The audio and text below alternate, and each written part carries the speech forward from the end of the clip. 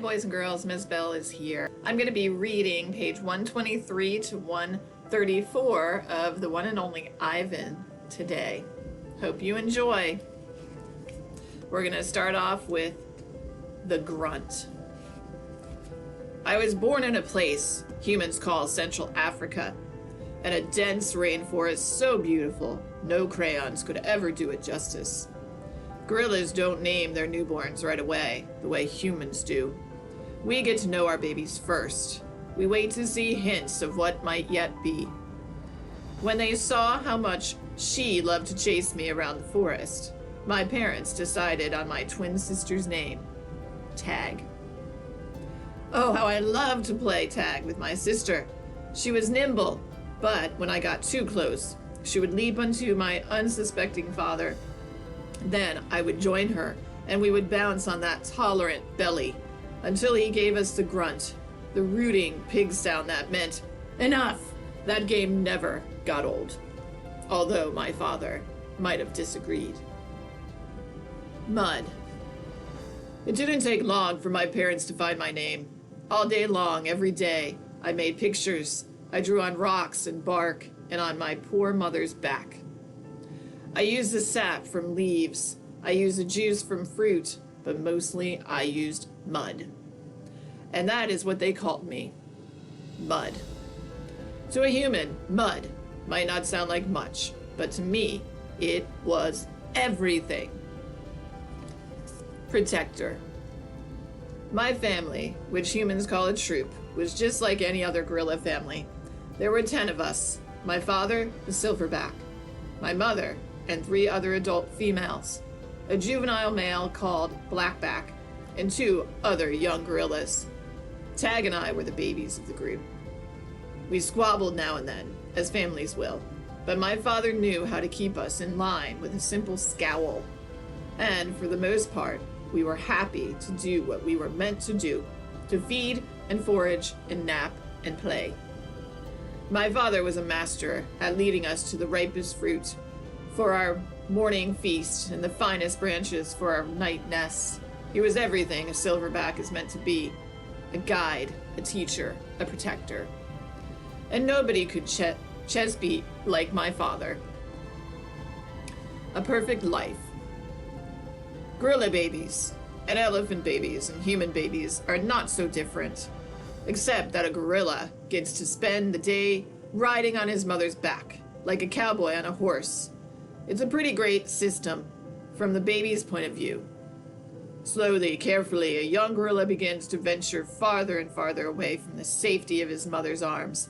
He learns the skills he will need as an adult, how to make a nest of branches, weave them tightly or they will fall apart in the middle of the night, how to beat your chest, cup your palms to amplify the sound, how to go vining from tree to tree, don't let go, how to be kind, be strong, be loyal. Growing up gorilla is just like any other kind of growing up. You make mistakes, you play, you learn, you do it all over again. It was, for a while, a perfect life. The end. One day, a still day, when the hot air hummed, the humans came. Vine. After they captured my sister and me, they put us in a cramped, dark crate that smelled of urine and fear. Somehow I knew that in order to live, I had to let my old life die. But my sister could not let go of our home. It held her like a vine, stretching across the miles, comforting, strangling. We were still in our crate, and she looked at me without seeing, and I knew that the vine had finally snapped. The temporary human. It was Mac who pried open that crate. Mac who bought me, and Mac who raised me like a human baby. I wore diapers. I drank from a bottle. I slept in human beds, sat in human chairs, listened while human words swarmed around me like angry bees. Mac had a wife back then. Helen was quick to laugh, but quick to anger too, especially when I broke something, which was often.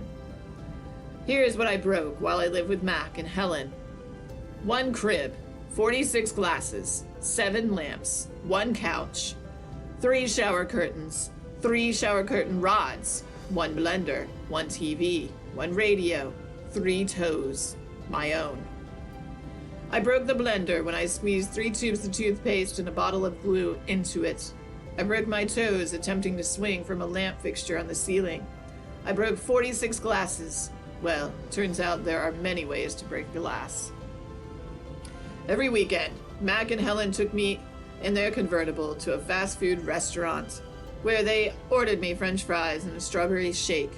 Mac loved to see the expression on the cashier's face when we drove up, and he said, "Could I have some extra ketchup for my kid?"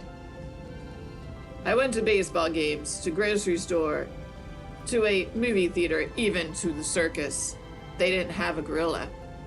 I rode a little motorbike and blew out candles on my birthday cake. My life as a human was a glamorous one, although my parents' traditional sorts would not have approved. In my new life as a human, I was well tended. I ate lettuce leaves with Thousand Island dressing and caramel apples and popcorn with butter. My belly ballooned.